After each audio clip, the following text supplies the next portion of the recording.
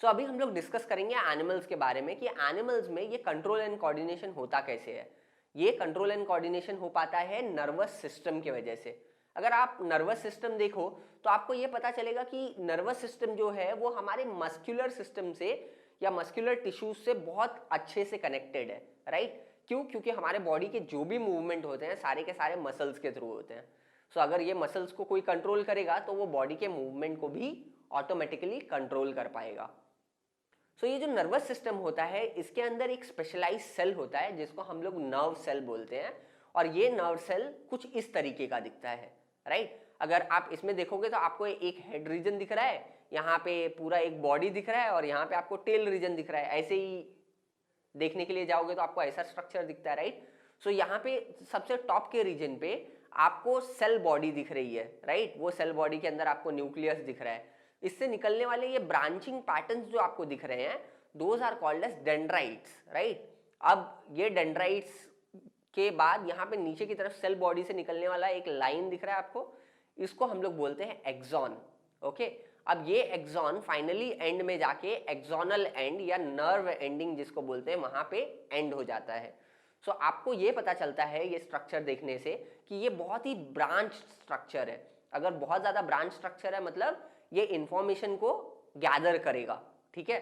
सो बहुत सारे अलग अलग न्यूरॉन्स आके इससे जुड़ते हैं और वो इन सारे इंफॉर्मेशन को यहाँ से गैदर करके आगे की तरफ दूसरे न्यूरॉन को सेंड कर देता है। तो ऐसे करके हमारे बॉडी में अगर हम देखेंगे तो ये एक स्पेशलाइज सेल दिखता है जिसको हम नर्व सेल बोलते हैं, और इसका मेन काम यही है कि जो स्टिमुलस एनवायरनमेंट में से आ रहा है उसको गैदर करे, उसको रिसीव करे, इसीलिए रिसेप्टर भी बोल सकते हैं, ठीक है इनको।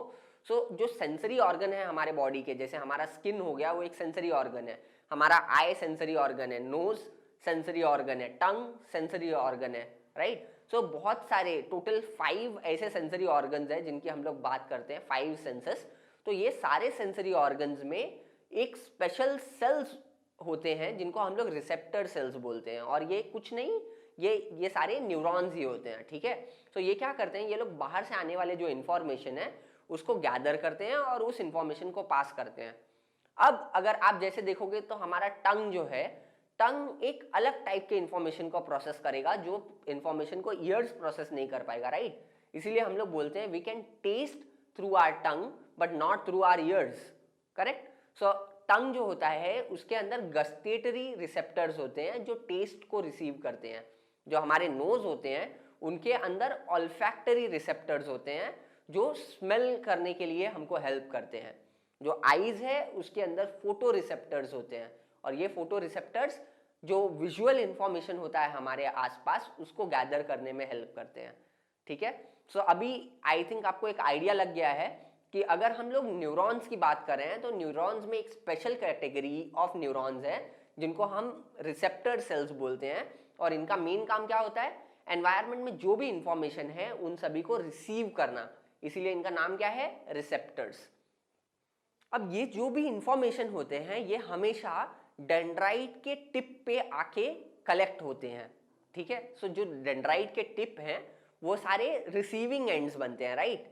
और ये सारे इंफॉर्मेशन एक बार जब डेंड्राइट के एंड पे आ गए तो क्या होगा, ये डेंड्राइट एक केमिकल रिएक्शन परफॉर्म करेगा जिसकी वजह से इलेक्ट्रिकल इंपल्स जनरेट होता है। याद रखना क्या होता है, केमिकल रिएक्शंस परफॉर्म होंगे जिसके वजह से इलेक्ट्रिकल इंपल्स जनरेट होएगा।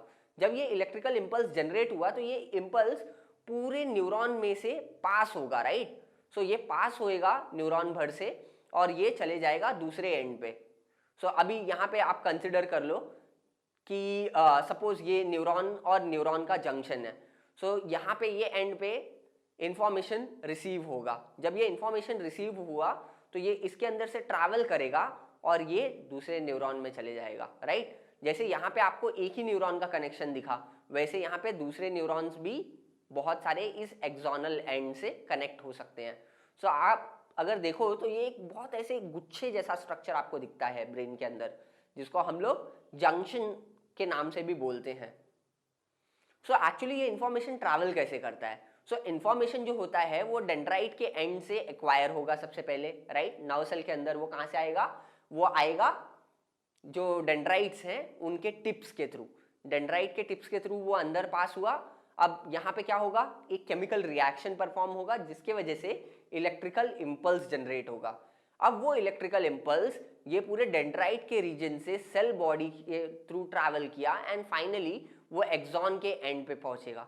जैसे ही वो एक्सॉन के एंड पे पहुंचा, सो क्या होगा, वो इलेक्ट्रिकल इंपल्स के वजह से कुछ केमिकल्स यहाँ से रिलीज हो जाएंगे और वो केमिकल्स रिलीज होने के बाद एक थोड़ा सा गैप होता है जिसको हम साइनैप्स बोलते हैं, उस गैप से वो केमिकल्स ट्रैवल करेंगे और दूसरे डेंड्राइट के ऊपर जाके गिर जाएंगे। ठीक है, तो आपको समझा क्या हो रहा है, यहाँ से इंफॉर्मेशन आया, ठीक है, यहाँ पे उसका एक केमिकल रिएक्शन हुआ जिसके वजह से इलेक्ट्रिकल इंपल्स जनरेट हुआ, वो इलेक्ट्रिकल इंपल्स ट्रैवल करके फाइनली ये एंड पे आया एंड यहाँ पे वो इलेक्ट्रिकल इंपल्स ने कुछ केमिकल्स थे जो वहाँ पे बंधे हुए थे, रुके हुए थे, उन सारे केमिकल्स को उसने रिलीज कर दिया। जब वो केमिकल्स रिलीज हुए तो ये दूसरे डेंड्राइट के टिप पे आए एंड यहाँ से वो इंफॉर्मेशन आगे की तरफ पास हो गया। अब यहाँ पे एक न्यूरॉन और दूसरे न्यूरॉन एक दूसरे से डायरेक्टली कनेक्टेड नहीं होते, उनके बीच में एक छोटा सा स्पेस होता है, उस स्पेस को हम लोग बोलते हैं साइनैप्स। और ये साइनैप्स जो होता है ये एक डेंड्राइट और एक्सॉन के बीच का जनरली जो गैप होता है उसको बोलते हैं। अब ये जो सिनेप्सिस है, ये सिनेप्सिस का जो आपने जंक्शन देखा स्टार्टिंग से कि इंफॉर्मेशन आया, उसने ट्रैवल किया और ट्रैवल किया, आगे ट्रैवल करते करते वो जाएगा एंड फाइनली जो मसल्स या फिर ग्लैंड्स होते हैं ये उसके ऊपर जाके इंफॉर्मेशन को रिलीज कर देते हैं। अब अगर आप देखोगे एक नर्व टिश्यू को तो आपको नर्व टिश्यू हमेशा एक नेटवर्क जैसा स्ट्रक्चर दिखता है जहां पे एक नर्व सेल दूसरे नर्व सेल से जुड़ा हुआ है। और ये क्यों जुड़ा हुआ है, क्योंकि ये इंफॉर्मेशन को कंडक्ट कर रहा है। सो इंफॉर्मेशन को एक जगह से अगर दूसरी जगह पास करना है तो उसके लिए कनेक्शंस तो होना जरूरी है, राइट।